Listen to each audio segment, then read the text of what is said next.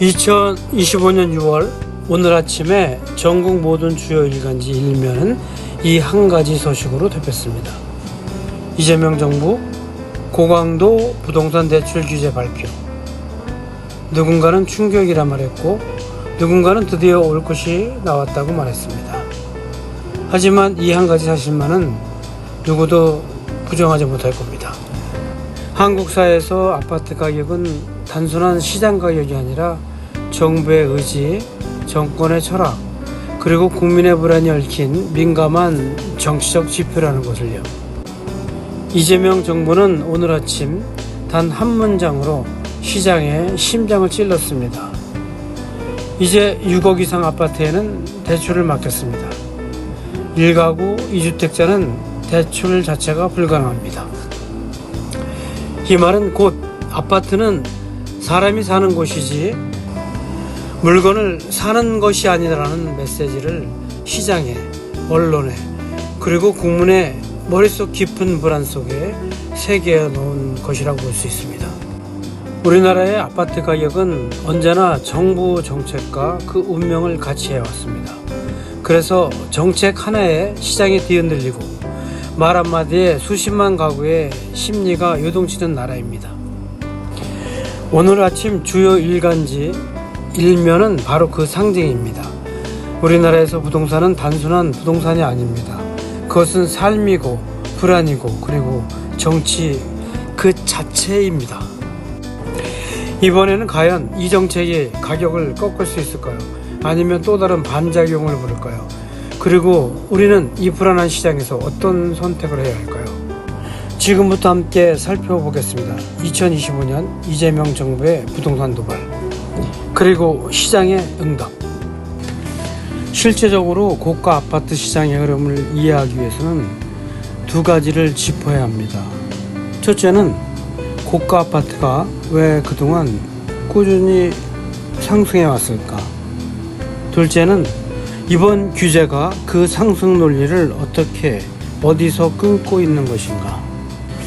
지난 10에서 15년간 서울과 수도권의 고가 아파트는 경제 상황이 어렵든 금리가 오르든 정책이 강화되든 늘 우상향해 왔습니다. 그 배경에는 명확한 세 가지 이유가 있는데요. 그 첫째는 희소성입니다. 강남, 용산, 성수, 한남동 등 고급 주거지는 늘 한정돼 있었고 신규 공급이 거의 불가능했죠. 잠깐만요. 이 이야기는 생각할 것들이 많아서 영상을 텍스트 위주로 제작을 했습니다. 계속하겠습니다. 두 번째는 부에 집중해 있었습니다. 자산의 불균형이 심화되면서 현금 유동성을 가진 상위 10%의 자산가들이 집중적으로 고가 아파트를 매수했다고 볼 수 있습니다.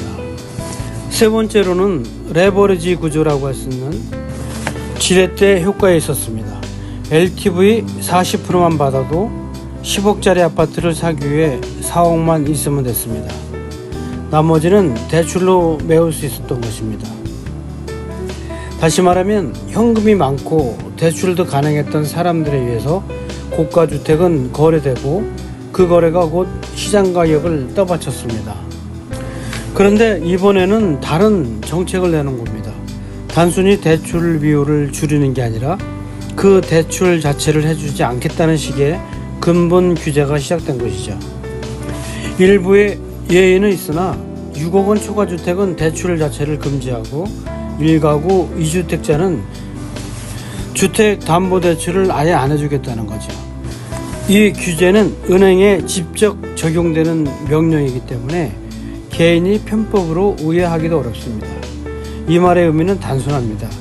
이제 고가 아파트를 사고 싶다면 현금을 준비하라는 거죠. 아니면 거래 자체를 포기하라는 것입니다. 현실적으로 규제에 직격탄을 맞은 건 6억 이상 15억 구간의 중고가 아파트 시장입니다. 이 구간은 사실상의 레버리지가 필수였던 계층이 주로 매수하던 구간이었죠. 6억에서 10억 사이의 주택을 사려던 수요층은 대부분 중산층 이상의 직장인이죠. 그리고 이들은 자기 자본 2, 3억의 대출을 껴서 8억이나 10억짜리 아파트를 갈아타거나 투자하곤 했습니다. 그런데 이제 그 레버리지가 막히면서 이들은 매수 자체를 접어야 하는 상황이 된 것입니다. 다시 말하면 고가 아파트는 여전히 존재하지만 살 사람이 사라진 시장이 됐다는 거죠. 이는 거래 절벽으로 이어지고 가격 상승의 동력은 사실상 끊기게 될 것입니다. 그럼에도 불구하고 돈 있는 사람들이 버틴다면 이 부분은 정책에 대한 중요한 반론이기도 하죠. 결국 돈 많은 사람들은 여전히 현금으로 사고 버틸 수 있지 않나 하는 말입니다. 고가 아파트는 점점 부자들만의 전유물이 될 가능성이 높아졌습니다. 하지만 문제는 부자들도 가치 상승이 없으면 쉽게 움직이지 않는다는 것입니다. 부자들도 역시 투자 대비 수익이 낮으면 매수를 미룹니다. 오히려 가격이 떨어질 수 있다는 인식이 확산되면 부자일수록 더 냉정하게 기다릴 수가 있죠. 즉 시장은 현금 부자에게 열려있지만 그들 역시도 기대 수익이 없다면 움직이지 않을 것입니다. 수요는 극히 제한적이고 가격 상승을 견인할 만큼의 거래는 나오기 어려울 겁니다. 궁극적으로 고가 아파트는 폭등이 아닌 정체 혹은 하향 안정으로 갈 확률이 높아졌습니다. 앞으로 고가 아파트 시장은 두 가지 방향 중 하나로 흐를 가능성이 큽니다. 그 하나가 정체 구간입니다. 거래가 거의 없고 호가만 높은 상태. 그러니까 가격은 유지되지만 실질 거래는 드문 상태가 될 겁니다. 두 번째는 점진적 하향입니다.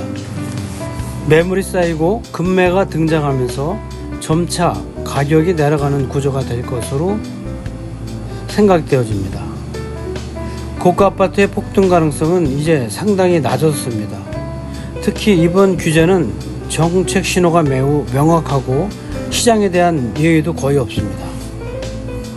그만큼 투자 심리는 빠르게 얼어붙고 고가 주택 시장은 투자에서 보유로 전환되는 국면을 맞이하게 되지 않을까 생각됩니다. 그렇다고 고가 아파트의 시대가 완전히 끝났다고 단언할 수는 없습니다. 하지만 확실한 건 과거처럼 대출로 사서 시간만 지나면 오르는 구조는 이제 불가능해졌다는 겁니다. 이제 고가 아파트는 더 이상 투자 수단이 아니라 극소수 부자들의 주거재 또는 장기 보유자산으로 변모할 것으로 생각되어집니다. 근데 시장은 완전히 양극화될 것입니다. 한쪽은 현금이 있는 상위 1%의 초고가 주택시장과 다른 한쪽은 레버리지를 동원할 수 있는 중저가 실수요 중심 시장으로 양극화되지 않을까 생각이 됩니다. 그렇죠. 이제 중요한 건 묻지마 투자가 아니라 현명한 자산 포지셔닝이 필요한 때입니다. 그리고 고가 아파트는 그 흐름의 한 축에서 서서히 투기적 매력을 잃어갈 것입니다. 가만히 생각해보면 정부가 고가 아파트와 다주택자를 대상으로 강도 높은 대출 규제를 시행하긴 했지만 그렇다고 모든 아파트 가격이 고정되거나 하락한다고 보기는 어렵죠. 오히려 특정 계층과 어떤 일정한 지역에서는 오히려 가격이 오를 수 있는 구조적 원인들이 존재합니다. 이른바 역설의 효과죠. 고가 주택에 대한 규제는 곧바로 수요의 재편성을 유도합니다. 즉 10억짜리 아파트를 사고 싶었던 사람도 대출이 막히면 현실적으로 5억, 6억짜리 아파트로 눈을 돌릴 수밖에 없습니다. 이로 인해서 상대적으로 덜 주목받았던 수도권 위곽이나 지방 거점 도시의 중저가 아파트 가격이 오를 가능성이 높습니다. 실제로 과거에도 비슷한 현상이 있었습니다. 2020년과 2021년 고강도 규제기에도 수도권 위곽이나 지방 중소도시의 3억 이하 아파트가 큰 폭으로 오른 사례가 많았던 거죠. 대표적으로는 인천, 수원, 의정부, 시흥, 세종 같은 곳들이었습니다. 돈 되는 곳은 막혀도 대체 가능한 곳으로는 수요가 이동한다는 게 시장의 본능 아닐까 생각합니다. 또 하나의 간과할 수 없는 변수는 전세 시장의 반사 효과입니다. 대출 규제로 매매 수요가 꺾이면 사람들은 자가 대신 전세에 머무는 비중이 늘게 될 것입니다. 전세 수요가 몰리면 자연스럽게 전세가가 상승하게 되겠죠. 나아가 전세를 끼고 투자하는 갭 투자 요인이 다시 살아나는 구조가 생길 수도 있습니다. 특히나 보증금 비율이 높은 지방 중수도시나 오래된 아파트에 갭 투자자가 다시 몰리면 일부 지역은 대출 규제를 피한 틈새 시장으로 작동하게 될 수도 있습니다. 이런 상황은 결국 중저가 시장에서 작은 버블을 반복적으로 만들어내는 결과를 낳게 될 겁니다. 6억 이하 아파트는 여전히 대출이 가능하기 때문에 1주택 실수요자의 갈아타기 수요는 살아있습니다. 즉, 더 나은 교육 환경이나 직주 근접을 위해서 옮기려고 하는 수요는 제한적으로 남아있을 것이고, 이들이 몰리는 일부 지역에서는 매물이 줄고 가격이 하방 경직될 수 있습니다. 예를 들어 볼까요? 가천의 재건축 단지 같은 경우는 대출은 어렵지만 공급 부족과 개발 호재로 인해서 가격이 그렇게 쉽게 꺾이지는 않을 겁니다. 또한 수원의 학군지나 분당과 가까운 동탄 일부 지역은 대출 가능성 아래 아파트가 많기 때문에 실거래가 유지될 것입니다. 여러분도 잘 아시겠지만 이처럼 정책은 전국 단위로 시행되지만 시장이란 곳은 지역 단위로 반응합니다. 그 결과로 정책이 의도한 대로 전국 가격이 고정되거나 하향되지 않는 이유가 될 것입니다. 한국의 부동산 시장은 역사적으로도 정책에 매우 민감하지만 동시에 정책을 회피하거나 우회하려는 집단 지성도 매우 강한 시장입니다. 법인을 통한 매입이나 가족 명의의 분산, 증여 전략 등은 늘 존재합니다. 특히나 현금 부유층은 6억 이하 주택 다수 매입 같은 전략으로서 시장을 왜곡할 수 있으며, 이는 정책의 허점을 파고드는 또 다른 가격 상승 동력이 될 수도 있습니다. 다시 한번 4가지로 정리해 보겠습니다. 첫째, 고가 아파트 억제가 중저가 주택 수요 집중으로 이어질 수 있다는 거고, 둘째, 전세 시장 불균형이 매매 시장으로 다시 이어지는 순환 구조가 발생할 수 있다는 겁니다. 셋째, 일부 지역, 일부 계층은 여전히 매수 여력과 그 동기가 존재한다는 겁니다. 넷째, 정책은 일률적이나 시장은 국지적이고 역동적이기까지 합니다. 결국 아파트 가격 전체가 고정되거나 하향 안정된다는 판단은 단순화된 해석일 수 있습니다. 시장에는 정책의 빈틈을 파고드는 그 수요와 가격 왜곡 현상이 늘 존재하기 때문입니다. 정부의 대출 규제는 강력한 시그널을 주었지만 그 효과는 절대로 하루아침에 나타나지 않을 겁니다. 이것은 모든 경제정책의 본질적인 특성이기도 하죠. 우리들은 이를 흔하게 시차 효과라고 부릅니다. 타임렉 이펙트죠.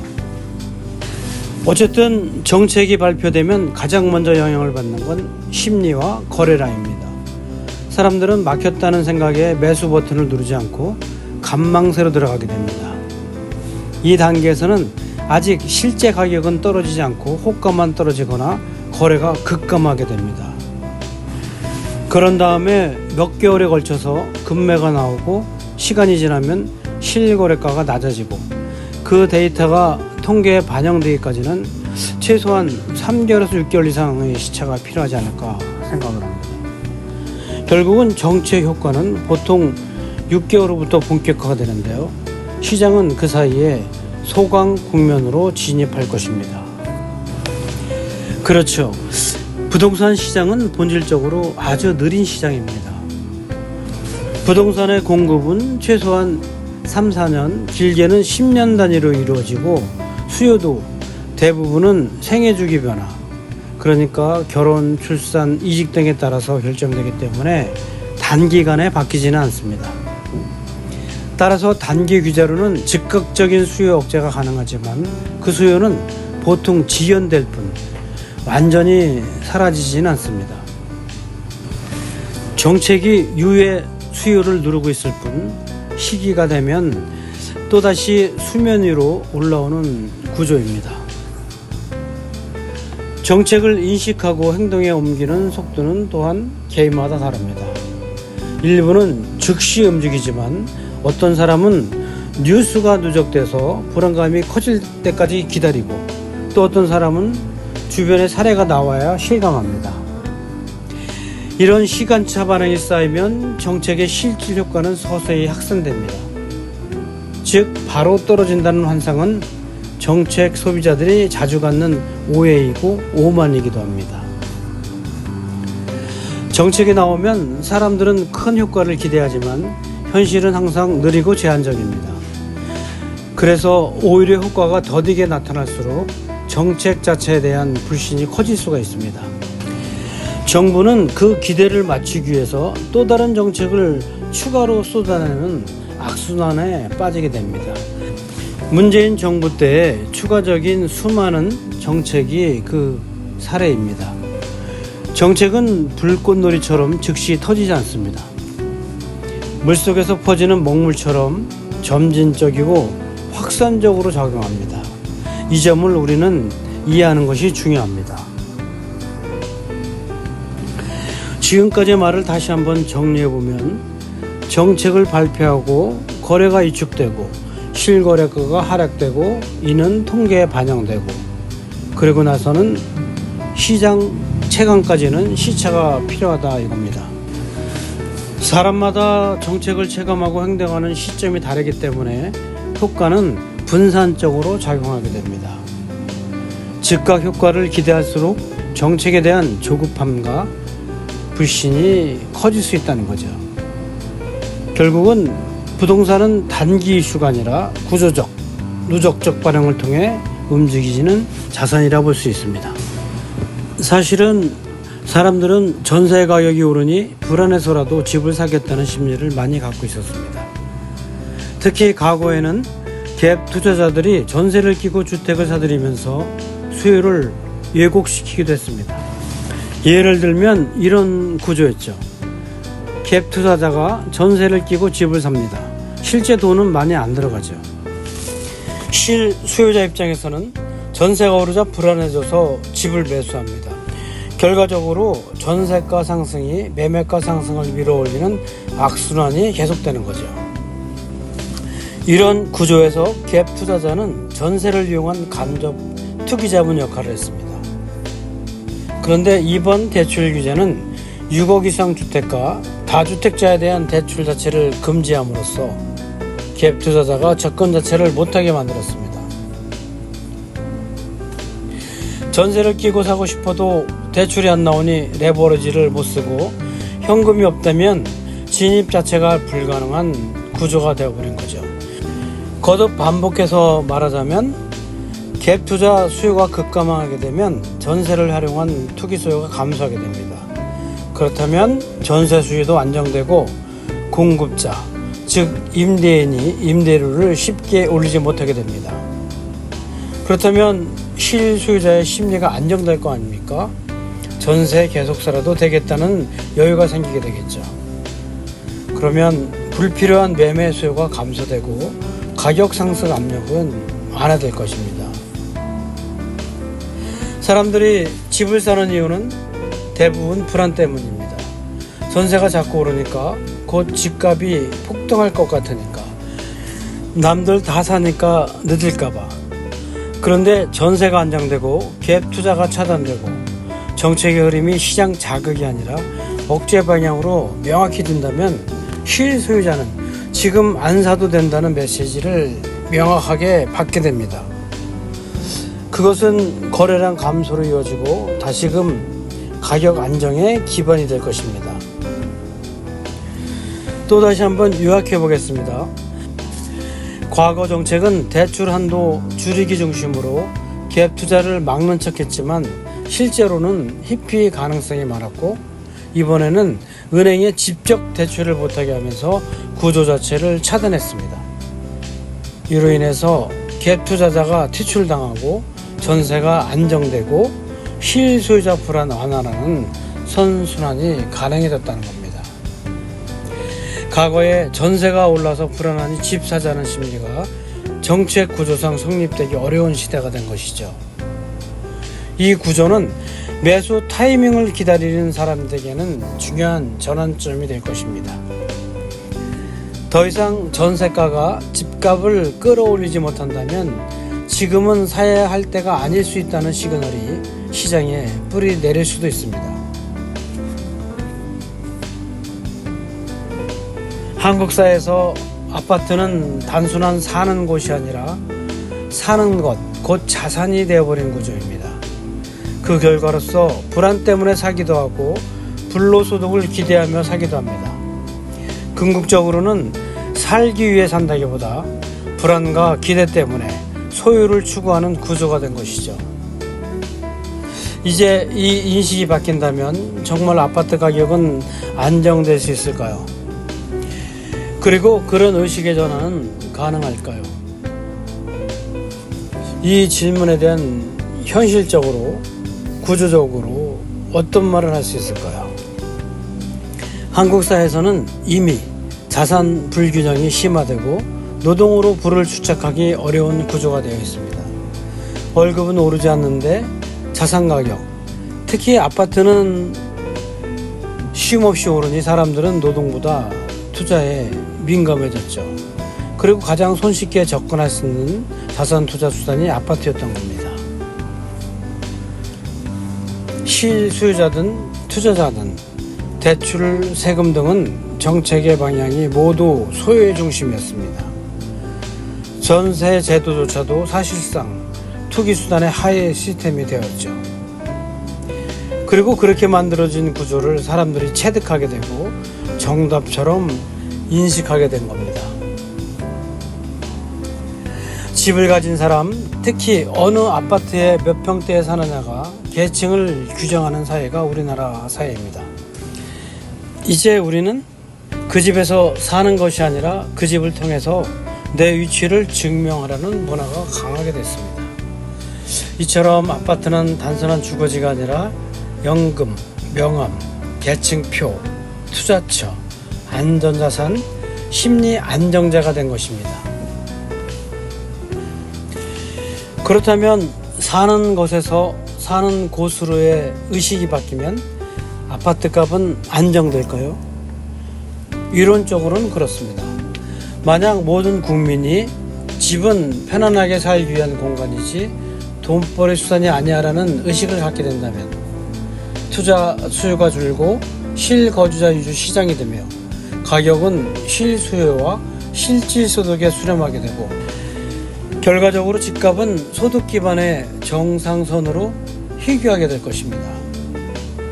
즉 사는 곳이라는 의식이 보편화되면 가격은 안정될 수밖에 없겠죠. 하지만 현실은 그렇게 쉽게 바뀌지 않습니다.